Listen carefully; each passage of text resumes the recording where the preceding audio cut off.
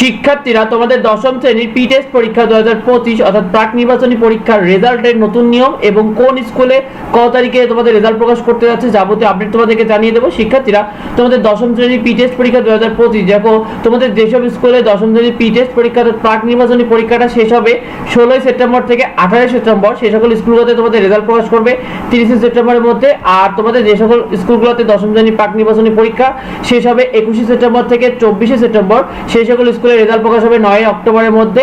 শিক্ষার্থীরা তোমাদের যেসব স্কুলে দশম শ্রেণীর প্রাক নির্বাচনী পরীক্ষা শেষ হবে 25 সেপ্টেম্বরের পর, সেই সব স্কুলে তোমাদের রেজাল্ট প্রকাশ হবে 12 অক্টোবরের পর। শিক্ষার্থীরা তোমাদের কাদের স্কুলে কবে পরীক্ষা শেষ হবে কমেন্টে আমাদেরকে জানিও।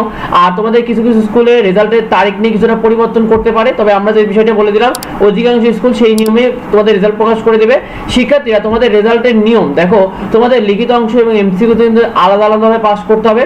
অর্থাৎ তোমার লিখিত অংশে 70 নম্বর যে সকল সাবজেক্ট রয়েছে সেখানে তোমাকে 23 পেলে তোমাকে পাস বলে গণ্য হবে, এবং এমসিকিউতে তোমাকে 30-এর মধ্যে তোমাকে 10 নাম্বার পেতে হবে, তবেই তুমি পাস করবে। শিক্ষার্থীরা তোমার পদার্থ, রসায়ন, উচ্চতর গণিত, জীববিজ্ঞান, কৃষি এগুলোতে লিখিত অংশে তোমাকে 50 নম্বর রয়েছে, সেখানে তোমাকে 17 পেতে হবে পাস করতে হলে, এবং এমসিকিউতে তোমাদের কিন্তু 25 নম্বরের মধ্যে 9 নম্বর পেলে তোমাকে পাস হবে।